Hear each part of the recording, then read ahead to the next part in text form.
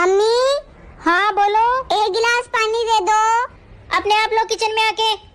मम्मा please दे दो ना। No, अपने आप आके लो, और दोबारा बोलोगे तो थप्पड़ लगाऊंगी। ठीक है, जब आप थप्पड़ मारने आओ तब एक गिलास पानी भी ले आना।